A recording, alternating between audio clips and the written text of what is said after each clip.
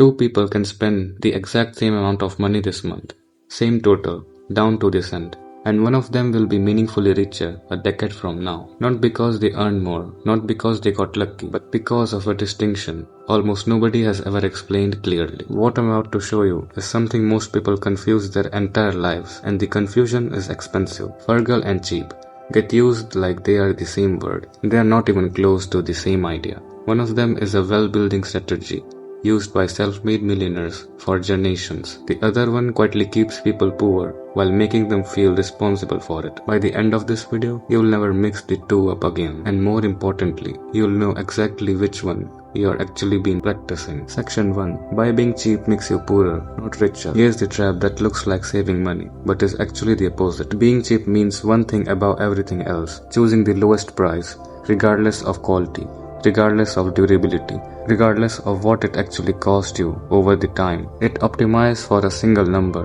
the price tag today, and ignores every number that comes after it. Here's the classic example of economists actually study, sometimes called the boot theory of poverty. A cheap pair of boots cost $30 and last one season before falling apart. A well-made pair cost $150 and lasts 10 seasons. Over 10 years, the cheap option costs $300, but new every year. The better option cost $150 once. The cheap choice repeated ends up costing double the expensive one. This is the real reason poor stays poor.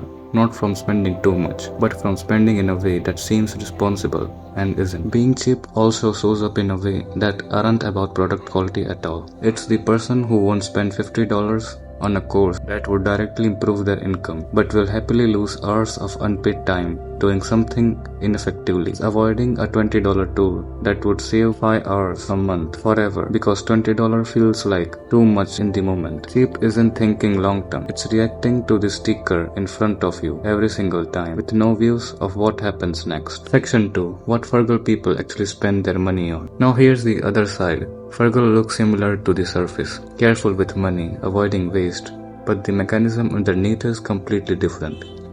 Frugal people spend on almost exactly the same thing cheap people avoid, and that's the whole difference. Frugal people spend deliberately in things that reduce cost, compound in value over the long run, and they cut ruthlessly on things that don't. That's the entire operating principle. Not spend less everywhere. Spend less on things that don't matter, so there's more available for the things that genuinely do. Study after study on self-made millionaires, including well-documented research by Thomas Stanley in The Millionaire Next Door, found that the vast majority of first-generation wealthy people live in modest homes, driving unremarkable cars, and actively avoiding status spending. They are not cheap, they are aggressively selective. They'll spend real money on a reliable car that won't break down and cost them, but won't spend an extra $20,000 on the badge on the hood. This is the actual habit behind almost every self-made millionaire, and it has nothing to do with the deprivation. Frugal people redirect the money most people spend trying to look successful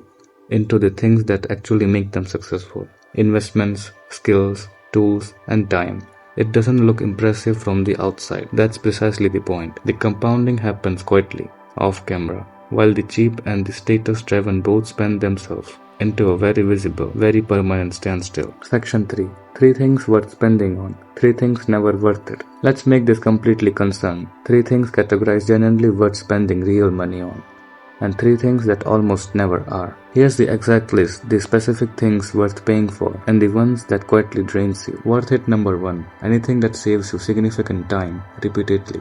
A tool, a service, a piece of software that hands you back hours every single week. Time is the one resource you cannot buy back at any price, so anything that reliably returns it deserves a real consideration. Worth it. Number 2. Your health proactively rather than reactively. Preventative care, quality footwear if you are on your feet daily, decent sleep conditions. The math here is brutal but simple. A health problem you could have prevented for a few $100s can cost tens of thousands and years of income down the line. Worth it. Number 3. Your skills and knowledge. A course, a certificate, a book that directly increase what you can earn. This is the only category of spending on this list that can pay for itself many times over, identifiably, for the rest of your working life. And here's the other side.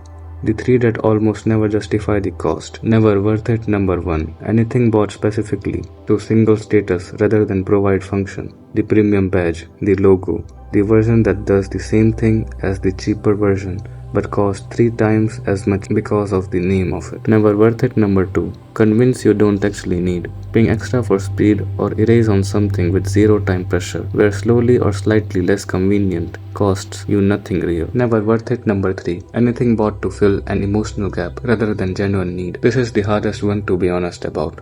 Impulse spending driven by a bad day, boredom, or comparison to someone else's life rarely produce lasting satisfaction. It produces a brief spike and a long quiet cost. Section 4. How rich people think about every single purchase differently. Here's the actual mental process. Wealthy, frugal-minded people run almost automatically on nearly every purchase. This is the exact mental filter wealthy people run before almost every purchase, and it takes about 3 seconds. They ask, what is the true cost of this per use, not per purchase? A $200 jacket worn 200 times over 5 years cost $1 per wear. A $40 jacket that falls apart after 10 wears cost $4 per wear. The higher upfront number is frequently the cheaper decision once it's measured correctly, but almost nobody actually measures it that way because the sticker price is the only number that's visible in the moment. They also ask a second quieter question.